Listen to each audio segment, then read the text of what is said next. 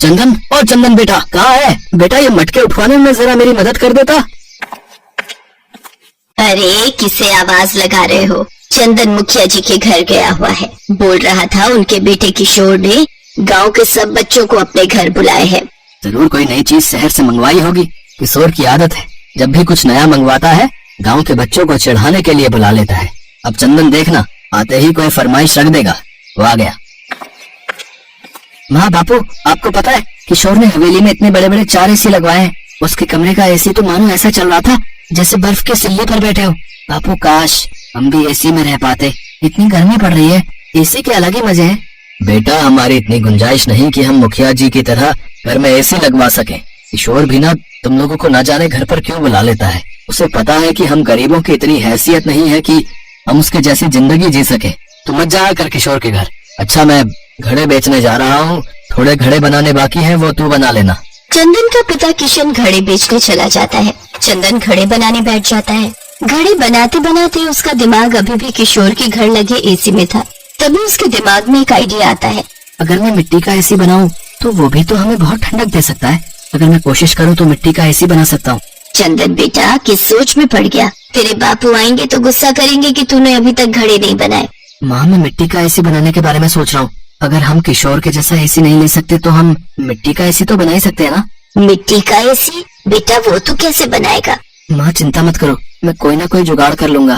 चंदन अब रोजाना अपने मिट्टी का एसी बनाने की तैयारी में जुट गया और फिर एक दिन चंदन ने बहुत ही बढ़िया मिट्टी का एसी बनाकर तैयार कर दिया। चंदन के माता पिता तो हैरान थे कि चंदन ने मिट्टी का एसी तैयार कर लिया है। चंदन अपने सभी दोस्तों को अपने घर मिट्टी का एसी दिखाने के लिए बुलाता है, जिसमें किशोर भी शामिल था। अरे वाह चंदन, तेरा मिट्टी का एसी तो बहुत बढ़िया यार। मेरे लिए भी एक मिट्टी का एसी बना दो भाई, हमारे घर भी बहुत गर्मी होती है। हाँ हाँ बना दूंगा, चिंता मत करो, मैं तुम सबके लिए मिट्टी का एसी बना दूंगा। अरे मेरा एसी बहुत बढ़िया है, तुम्हारा ये मिट्टी का सस्ता एसी मेरे एसी के सामने कुछ भी नहीं है। किशोर एक तो चंदन ने इतनी मेहनत से ये एसी तैयार किया है और तू उसे गलत बोले जा रहा है। जा, मैं तेरे से बात नहीं करनी यार, जा। देख लूंगा तुम सबको, मैं जानते नहीं हो, मैं गाँव के मुखिया का बेटा हूँ। किशोर गुस्से में वहाँ से चला जाता है। अरे तुम्हें उससे ऐसे बात नहीं करनी चाहिए थी। चलो जाने दो, जब उसका गुस्सा ठंडा होगा अपने आप आ जाएगा। माँ बापू आओ ना, हम सब इस एसी की ठंडी हवा का मजा लेते हैं। चंदन तूने तो वाकई में बहुत बढ़िया एसी बनाया है रे, ये तो बहुत ठंडक दे रहा है, पूरा कमरा ठंडा हो गया है भाई। ठीक कह रहे हो, हमारा चंदन सचमुच बहुत दिमाग वाला है। पड़ोस के सारे लोग अब इससे ही ऐसा एसी बनाने के लिए कह रहे हैं। हाँ माँ, मैं सबके लिए बना दूंगा, कम से कम गर्मी में सबको परेशानी तो नहीं होगी। मिट्टी का एसी लग जाने से सचमुच गर्मी बहुत कम हो गई थी। आराम से चंदन और उसके माता पिता रात में सो जाते थे। पर एक दिन चंदन अपने माँ बापू के साथ बाजार गया हुआ था। जब वो वापस लौटा तो उसने देखा उसके घर की खिड़की खुली हुई है और उसका मिट्टी का एसी टूटकर बिखरा पड़ा है। माँ बापू ये क्या हो गया? हमारा एसी किसने तोड़ दिया? हमारे घर में कौन आ सकता है? क्या पता कोई जानवर घर में घुस आया हो और वो एसी को तोड़ गया हो। मैं तो खिड़की का दरवाजा बंद करके गई थी, खिड़की कौन खोल सकता है? पर अगर जानवर भी घर में घुसता तो और सामान भी तो छेड़खानी करता, और सामान तो बिखरा हुआ ही नहीं है, सिर्फ एसी टूटा है। हो न हो जरूर किसी की साजिश है। तभी एक लड़का चंदन के घर आता है। चंदन तेरा मिट्टी का एसी किशोर ने तोड़ा है। वो हंसते हुए अपने घर के नौकरों को ये बात बता रहा था, तब मेरे बापू ने सुन ली। तुम तो जानते ही हो बापू किशोर के घर पर काम करते हैं। बापू किशोर ने ऐसा क्यों किया? मैंने उसका क्या बिगाड़ा था जो उसने मेरा एसी तोड़ दिया? मैंने कितनी मेहनत से बनाया था बापू। तभी मुखिया जी किशोर के साथ आ जाते हैं। अरे मुखिया जी आप आइए आइए। किशन मैं तो किशोर को यहाँ माफी मांगने के लिए लेकर आया हूँ भाई। किशोर बेटा सबसे माफी मांगो, मुझे पता चल गया है कि किशोर ने चंदन का एसी तोड़ दिया है। ये बात मुझे इसकी माँ ने बता दी है। भले ही मैं गांव का मुखिया हूँ पर मेरा खुद का बेटा गलत करे ये मैं कैसे बर्दाश्त कर सकता हूँ। अभी ये छोटा है, मैं इसे अभी तो समझा लूंगा ताकि बड़े होने तक इसे सही गलत काम की पहचान हो जाए। किशोर बेटा तुमने चंदन का एसी तोड़कर ठीक नहीं किया, चंदन से माफी मांगो। मुझे माफ कर दो चंदन, मुझसे गलती हो गई। मैं घबरा गया था कि अगर तुम्हारा मिट्टी का एसी आ गया है तो अब मेरे दोस्त मुझसे दूर हो जाएंगे, मेरे पास कोई भी खेलने के लिए नहीं आएगा, क्योंकि तुम सबके घर के लिए मिट्टी का एसी बनाने वाले हो। पहले मेरे एसी के बहाने सब बच्चे मेरे पास खेलने के लिए आ जाते थे, पर पिछले कुछ दिनों से कोई भी मेरे पास नहीं आया, इसलिए मुझे तुमसे ईर्ष्या होने लगी और मैंने तुम्हारा एसी तोड़ दिया।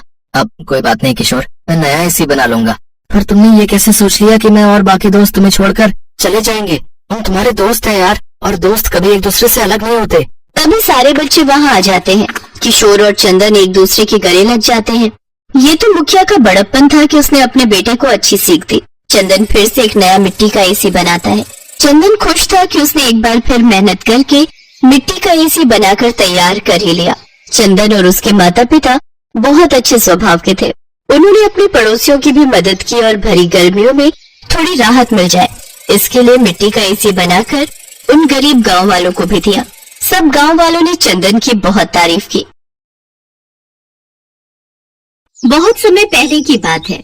हस्तिनापुर गांव में सूरज के अस्त होने का समय हो गया था और चांद के निकलने का। तभी सूरज चांद से कहता है, अरे भाई एक बात बताओ, जब भी तुम आते हो तो कोई तुम्हें आदर सम्मान देकर प्रणाम क्यों नहीं करता? ऐसा बिल्कुल भी नहीं है भाई। कई लोग मुझे भी प्रणाम करते हैं और मैं तो जब भी आता हूँ सारी दुनिया जल चढ़ाकर और सूर्य नमस्कार करके मेरा स्वागत करती है, किंतु मैंने आज तक किसी को भी तुम्हारा स्वागत करते हुए नहीं देखा। चांद और सूरज की ये वार्तालाप हस्तिनापुर गांव के निवासी सुन रहे थे। तभी बिरजू कहता है, हम तो सिर्फ सूरज को ही अपना भगवान मानते हैं, चांद हमारे लिए कुछ नहीं है। नहीं, ऐसी बात नहीं है। चांद भी हमारे लिए भगवान समान ही है। चांद भी हमें रोशनी देते हैं। सूरज भगवान तो हमें रोशनी और धूप देते हैं, लेकिन चांद वो हमें क्या देते हैं?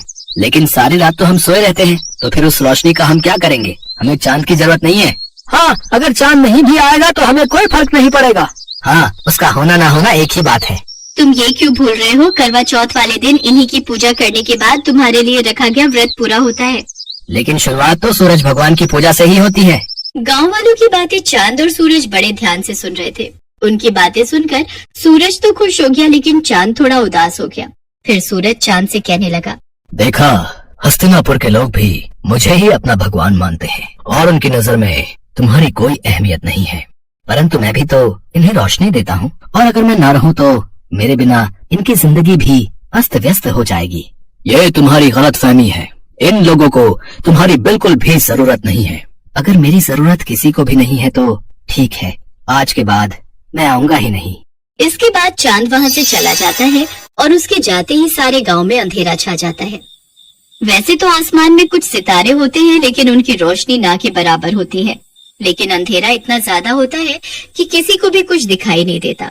हस्तिनापुर गांव में बुआई का समय शुरू हो गया था, इसीलिए किसानों को सुबह जल्दी उठकर खेतों में जाना होता है। लेकिन चांद के न होने से बाहर घनघोर अंधेरा होता है। अरे उमा, जल्दी से उठ जाओ, आज खेत की बुवाई करने जाना है। जल्दी से उठ जाओ वरना देर हो गई तो बाहर धूप बहुत तेज हो जाएगी, फिर खेतों में काम करना मुश्किल हो जाएगा।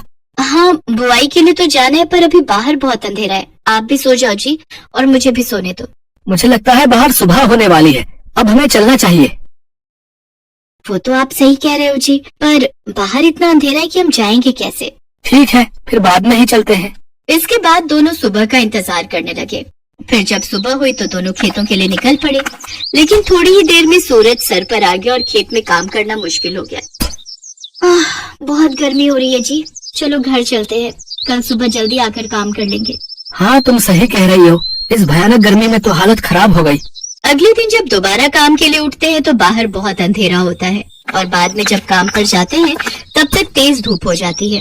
इस समस्या से परेशान होकर पवन सूरज भगवान से कहता है, हे सूर्यदेव, अगर आप रात को भी उपस्थित रहे तो हमें कभी भी चांद की जरूरत नहीं पड़ेगी और हम केवल आपकी ही पूजा करेंगे। अरे जल्दी से खाना बना दो, मुझे बहुत तेज भूख लगी है, नींद आ रही है, सोना भी है। लेकिन अभी तो दिन हो रहा है जी, क्या अभी से खाना बना दो? हाँ, मुझे लगता है आज शाम नहीं होगी, तुम जल्दी से खाना बना दो, मुझे बहुत भूख लगी है। अच्छा ठीक है, बना देती हूँ। फिर दोनों खाना खा लेते हैं, लेकिन तब भी रात नहीं होती और दोनों सोने के लिए चले जाते हैं। बहुत गर्मी हो रही है, बिल्कुल भी नींद नहीं आ रही। ऐसा करता हूँ, जाकर नहा लेता हूँ। इसके बाद पवन नहाने चला जाता है। नहाने के बाद भी बहुत गर्मी हो रही है।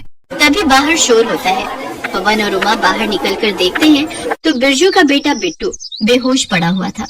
क्या हो गया मेरे बच्चे, कोई जल्दी से पानी लाओ। फिर उमा जल्दी से पानी लाकर बिट्टू के मुंह पर छिड़काव करती है। कुछ ही देर में बिट्टू होश में आ जाता है। लगता है दिन रात धूप लगने की वजह से ये बेहोश हो गया था। इसके बाद सभी सोने के लिए चले जाते हैं, लेकिन गर्मी की वजह से किसी को भी नींद नहीं आ रही थी। सारी रात लोगों की ऐसे ही कट जाया करती। इतनी गर्मी में तो हम लोग मर ही जाएंगे। काश सूरज ढल जाता तो इतनी गर्मी नहीं होती और हम लोग चैन से सो पाते। चुप रहो तुम, थोड़ी सी गर्मी सहन नहीं कर सकती। ऐसे ही एक हफ्ता बीत जाता है, लेकिन हस्तिनापुर के लोग बिल्कुल भी चैन से नहीं सो पाते और देखते ही देखते कई लोगों की तबीयत बिगड़ने लगती है। ये सब तुम्हारे कारण ही हो रहा है। ना तो तुम चांद का अपमान करते और ना तो वो यहाँ से जाते। इसके बाद पवन बाहर जाकर सूर्यदेव से प्रार्थना करता है। हे सूर्य देवता, अब से आप केवल दिन में ही रहिए। हम आपकी गर्मी सहन नहीं कर पा रहे हैं। रात को हमें चांद की ही जरूरत है।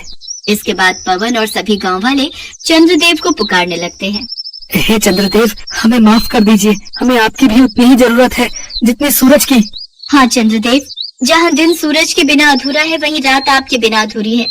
अब से हम आपकी भी उसी तरह पूजा करेंगे जिस तरह सूर्यदेव की करते हैं। ठीक है, मैं रात में तुम लोगों को रोशनी देने के लिए फिर से उपस्थित रहूंगा। मुझे माफ कर दो मेरे भाई। अब मुझे समझ आ गया है कि जितनी जरूरत इस दुनिया को मेरी है उतनी ही तुम्हारी। सूरज ढल गया और अंधेरा होने लगा। तब चांद ने अपनी रोशनी चारों ओर बिखेर दी।